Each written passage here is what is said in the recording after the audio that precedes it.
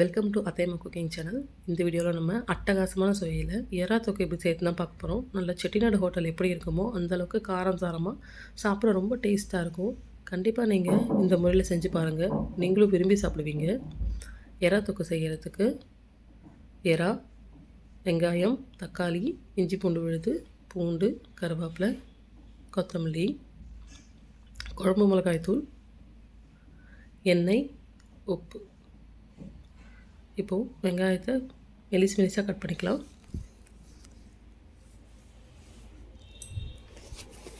தக்காளியும் நல்லா நீட்டாக கட் பண்ணி பொடி பொடியாக கட் பண்ணிக்கோங்க.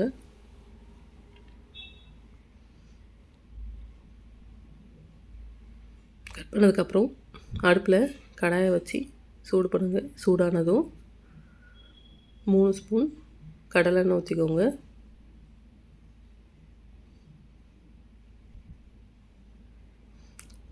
எண்ணெய் நல்லா சூடாகட்டும். சூடானதும் நம்ம கட் பண்ணி வச்சுருக்க வெங்காயத்தை சேர்த்துக்கலாம்.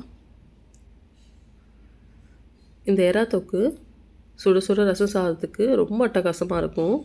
சப்பாத்திக்கு, தோசைக்கு, இதுக்கு எல்லாருக்குமே சாப்பிட்றதுக்கு ரொம்ப டேஸ்ட்டாக இருக்கும். ஏன் ஒயிட் ரைஸில் கூட நீங்கள் கிண்டி எதுவுமே தொட்டுக்க இல்லைனாலும் வெறும் இந்த எறா தொக்கை மட்டும் செஞ்சு அது கூட சாதத்தை போட்டு கிண்டி சாப்பிட்டு பாருங்கள். டேஸ்ட் ரொம்ப நல்லாயிருக்கும்.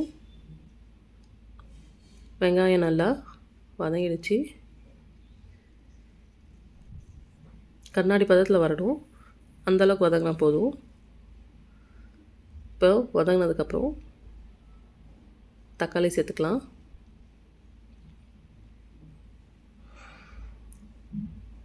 தக்காளி ஆட் பண்ணி வதங்கட்டும். கொஞ்சம் வதங்கினதுக்கப்புறம் ஒரு கொத்து கருவேப்பிலை சேர்த்துக்கலாம்.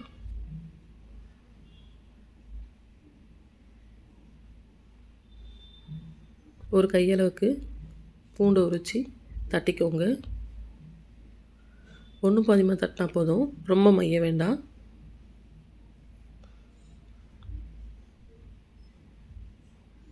பாருங்கள், இந்த மாதிரி இருந்தால் போதும். இப்போது வதங்கிட்டுருக்க வெங்காயம் தக்காளியில் நம்ம தட்டி வச்சுருக்க பூண்டை சேர்த்துக்கலாம்.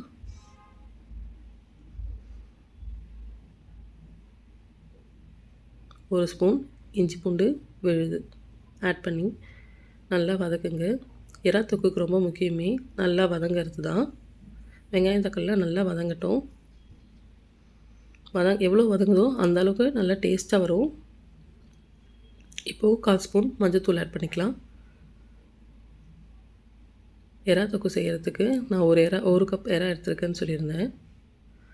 எறாவை நல்லா கழுவி தண்ணியை புழிஞ்சிட்டு கழுவினதுக்கப்புறம் 1/4 அளவுக்கு எலுமிச்சை பழத்தை புழிஞ்சிக்கோங்க.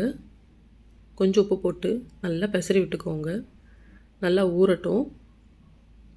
ஊறினதுக்கப்புறம் எறாவை புழிஞ்சி அதில் தண்ணியெல்லாம் எடுத்துருங்க. எடுத்துட்டு நம்ம வதக்கி வச்சுருக்க இந்த வெங்காயம் தக்காளியில் ஆட் பண்ணிக்கலாம்.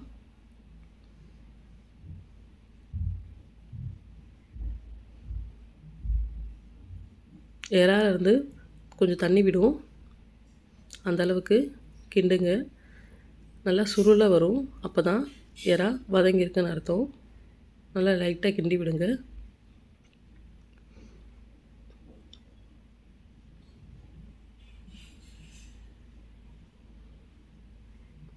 இப்போது 1 ஸ்பூன் அளவுக்கு குழம்பு மிளகாய்த்தூள் ஆட் பண்ணிக்கோங்க. உங்களோட காரத்துக்கு ஏற்ற மாதிரி நீங்கள் காரம் சேர்த்துக்கலாம். 1 ஸ்பூன் காஷ்மீரி பவுடர் ஆட் பண்ணிக்கோங்க.